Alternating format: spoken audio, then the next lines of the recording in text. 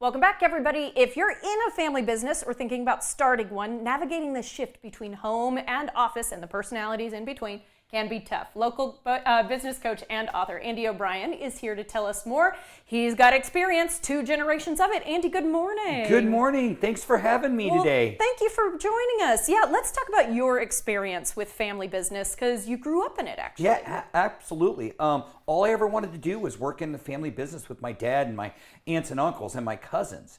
And it was a quick lesson in maybe what to do, what not to do, but most of all, the beauty of having a family business. And now working with hundreds of family businesses and now back in our own family business with my son and my wife, it's an experience, and it can be very joyful, and it can also be very frustrating. I think you have to have some real personal boundaries in order, you know what I mean? You have to set up kind of the ground rules before you get into something like this. Oh, absolutely. Number one challenge with all businesses that we all see is for us, I joke a lot, but Christmas, New Year's, anniversaries, birthdays, Easter, Thanksgiving, every one of those turned into a board meeting. Yes. Right. I can see that. Like, if you're like, we do not discuss business in our leisure time, like, then I could see how it's like, well, tell me about that one account, or tell me, yeah. It's always that way. Yeah. It is. We go through that all the time. And so when I wrote the book, WTF, what the family, for all of you, let's make sure we don't get in trouble.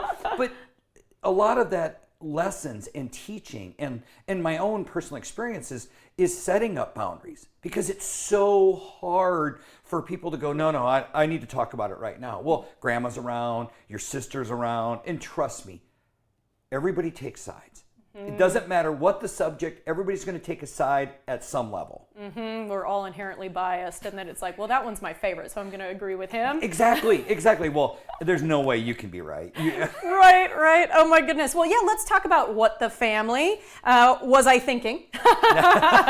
Family business. Tell us a little bit about what people can find in this book. It's a step-by-step, lesson by lesson of what to do, what not to do throughout it. There are 15 steps to peace, harmony, productivity, and most importantly, in a family business, there has to be profit.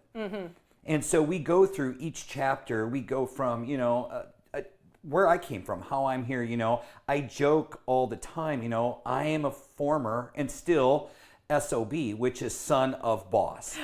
And so my son is an SOB, son of boss. Lots of really good acronyms. That's right, because that's how I speak. I try to have fun, but people can relate to it when they see it. And then also, we go from just the boundaries. We talk about those in depthly. We talk about, the lessons of cash flow. We talk about the lessons of nepotism. We talk about how people always talk about, oh, I have $1 million business. Well, great.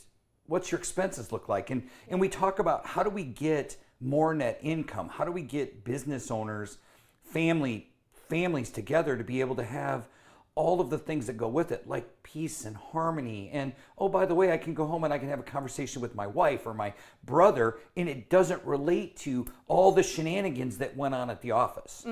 I have to ask you, it was not on my card, but one of my thoughts when you bring up nepotism is, how do you control motivation? Right? What if somebody comes in who's starting to take kind of the reins, but they just don't have the same motivation or willpower or energy for the family business that maybe everybody else does? Well, that's a great question. And we do address it in the book of, is it talentism or is it nepotism? Look, just because Bobby's really good at selling or really good at talking doesn't make him good at selling.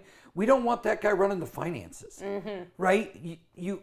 Every one of us, including myself, has to have a role in the business that fits them, playing to their strengths, not their weakness. So we need to know what that is. And I see it all the time. Well, so-and-so came out of college and they're going to come in and be the boss. They got a business degree, so they're ready to be the boss. Oh yeah, they're totally ready to be the boss. And we joke, but we manage through process, we lead through behavior. And there's a big difference. People need to learn how to be managed, especially in a family business. Look, I have a merit badge in arguing with my father, okay? I talk about it in the book. I was wrong. But I had to learn that in the office is not the place to argue as a dad or a mom. everybody that doesn't have the motivation to do it, they need to be removed. They don't deserve to have that position, because let alone all the headaches that I'm going to have with my son or my daughter, all of your employees are going to have the same ones, and that causes the problem. Wow, so much I could learn from you. Real quickly, 10 seconds, tell me about the services you offer. All right, so we're a full-blown coaching, education, facilitation company. We offer programs from 12-week programs to full-blown one-to-one coaching with business owners in all different shapes and sizes. I feel like I could learn so much from you, Andy. Thank you for your time. Thank you so much for having me. Of course, if you're interested in business coaching services, head to actioncoachcentraltx.com and order his latest release and learn more at andyobrien.biz.